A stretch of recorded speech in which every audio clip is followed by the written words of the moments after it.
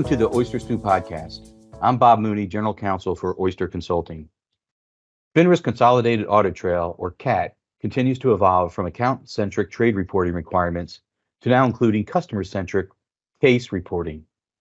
Join us for part 2 of our discussion with Mark Hendrickson from D.A. Davidson about where CAT's CAIS stand today, the pain points members are facing, and what firms should be doing to manage the current and upcoming reporting requirements.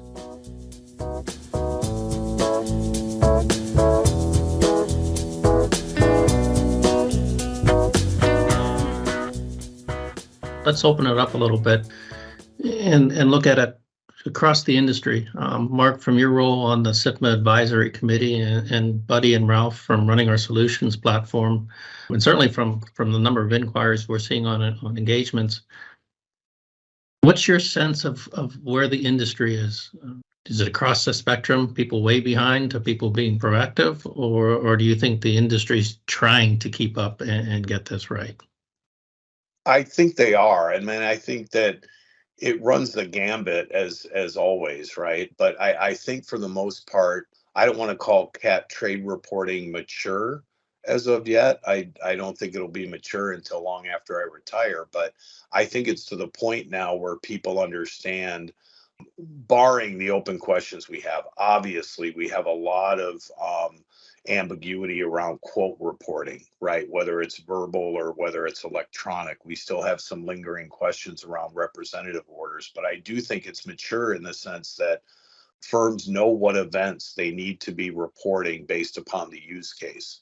Whether it's stuff that FINRA made up that doesn't really happen in the real world, but I think most firms know what those requirements are.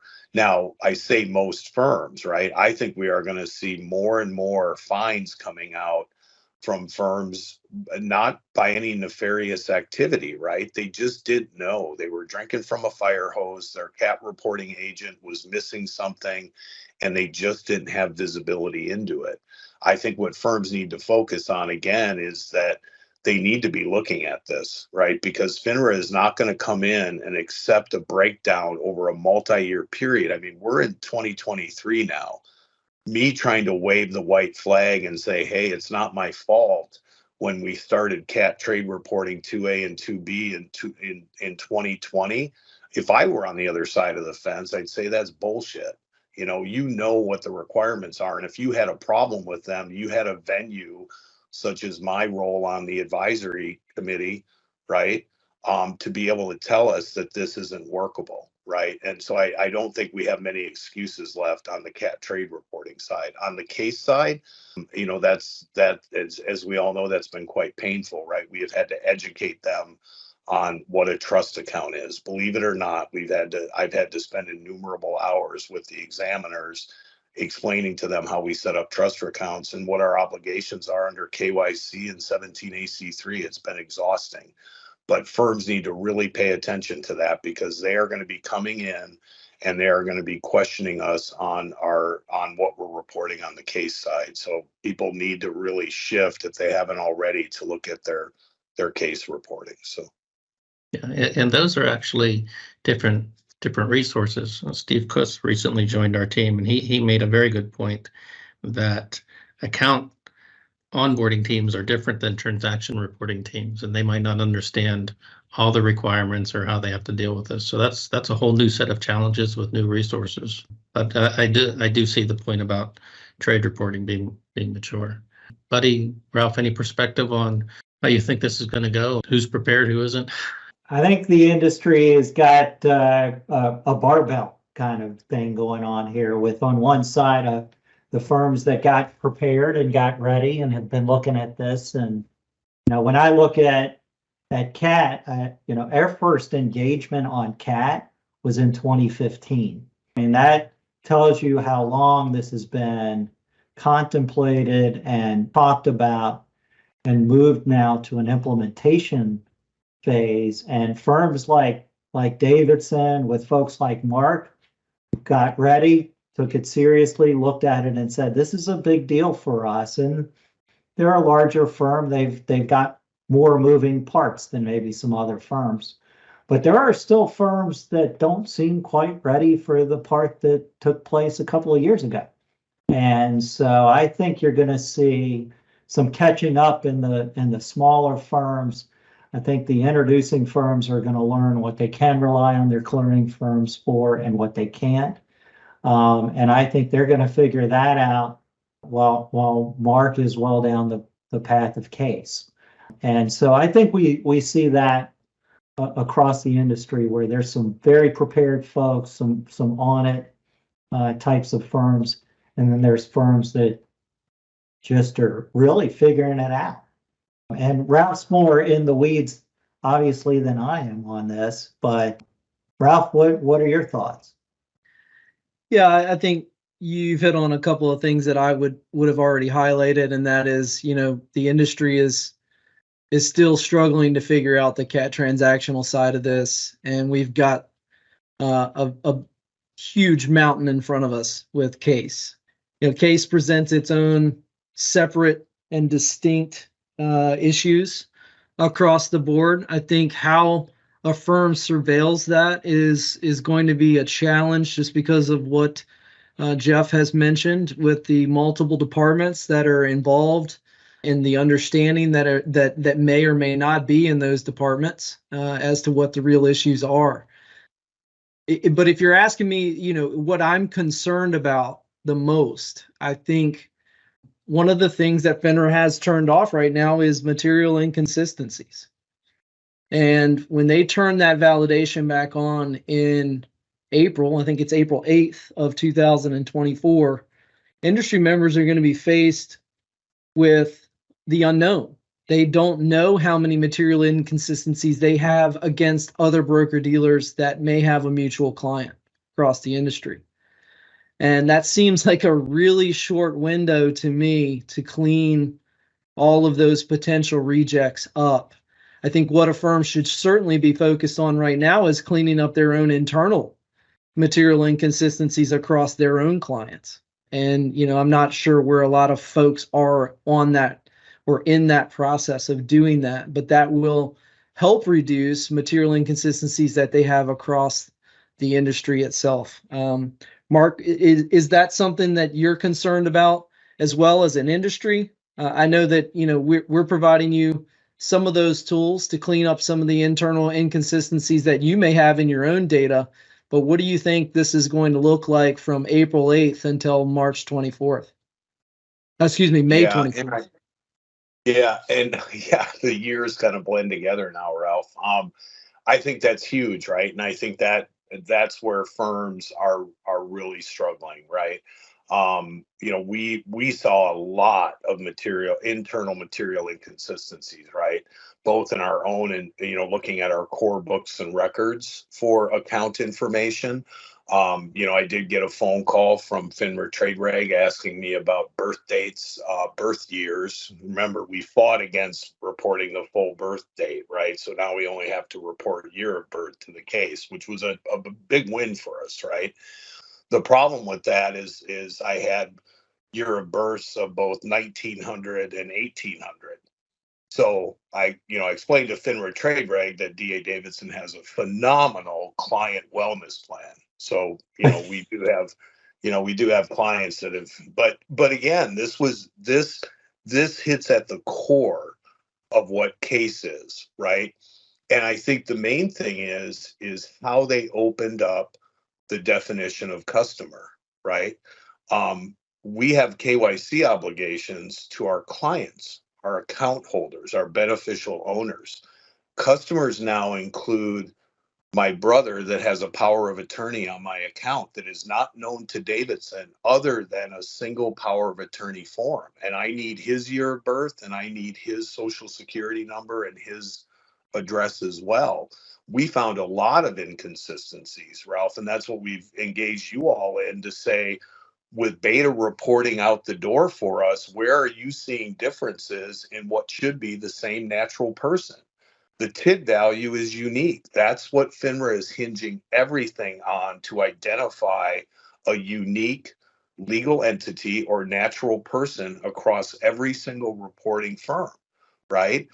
And that's huge. What firms need to be focused on are their internal inconsistencies, because as we discussed at length, FINRA made a huge system issue. The reason the case has been delayed, regardless of what anyone tells you, is that FINRA went into it and said, well, people know one John Smith. No, they don't.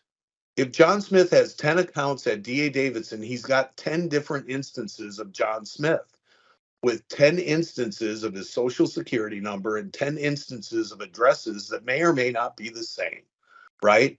We are an account-centric based system. Like it or not, FINRA designed the case to be customer-centric. I know this because when I submitted 58,000 DA Davidson legal entity records and they all rejected back in October of last year, right? That's not how it works. That's why the case is delayed, full stop, right? But if firms don't have their own house in order, right? The material inconsistencies, to your point, Ralph, is going to be glaring. The only real material inconsistencies we have is year of birth, right? That's it. We got the rest of it thrown out, right? They wanted to compare legal names back in the day, right? We said you can't do that, right? But I think that's where the questions are going to come in from the examiners. I have 10 instances of John Smith. Explain why I have these different addresses. We know the answers to this, right? And quite simply, it's the country song. I'm not as good as I once was, right?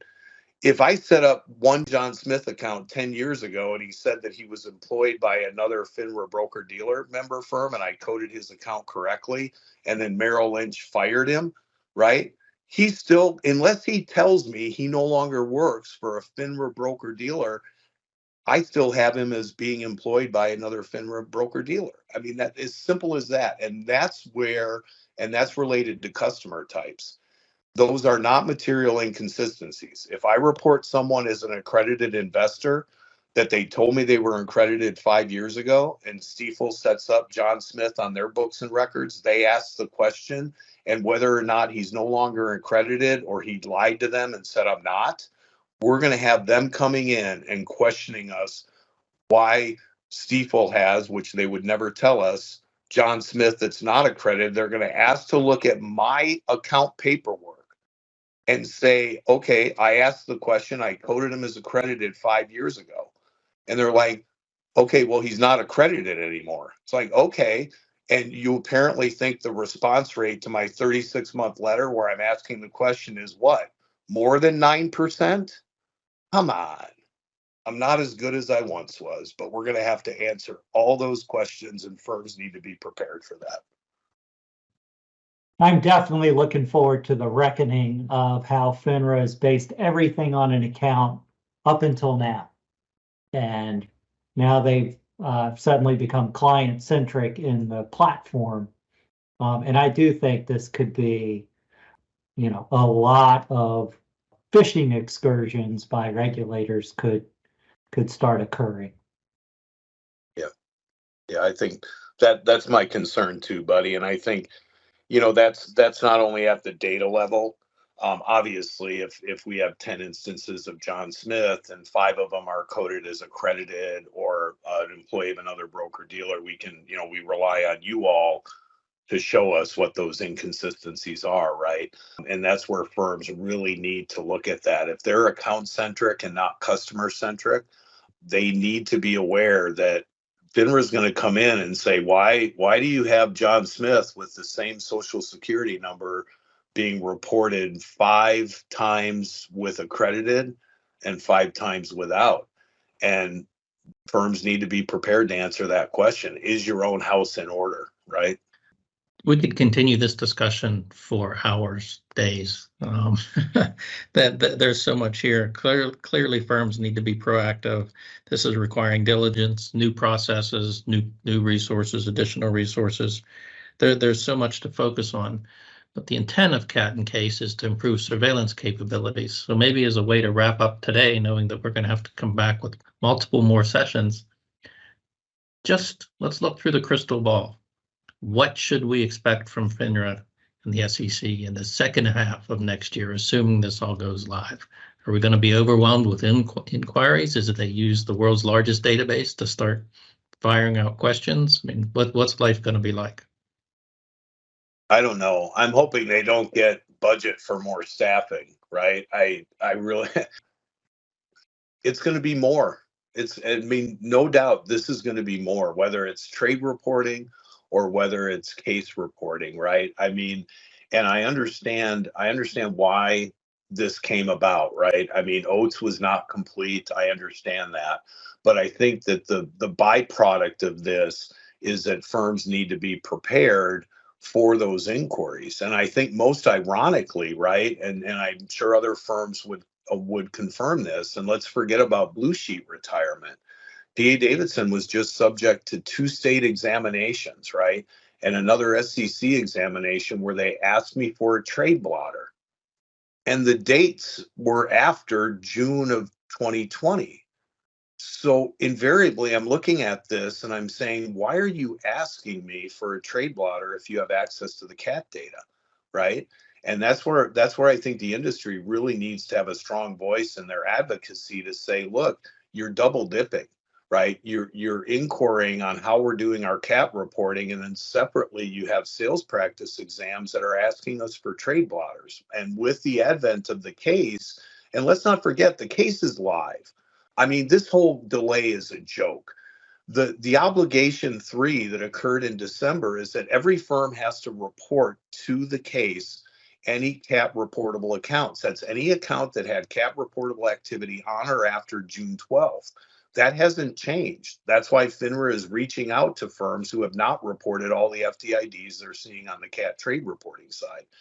I mean, I see this as is slowly gaining steam. And I think we're getting a bit of a breather on the CAIS side. But I think once CAIS goes live, the floodgates are going to open, as Buddy said, right? Those fishing expeditions are going to start. It's only going to be a factor of how many plucky little examiners they have that just got out of, a 4-year finance degree that they put into an office and said, go bother Mark at DA Davidson for 6 months because he's got time.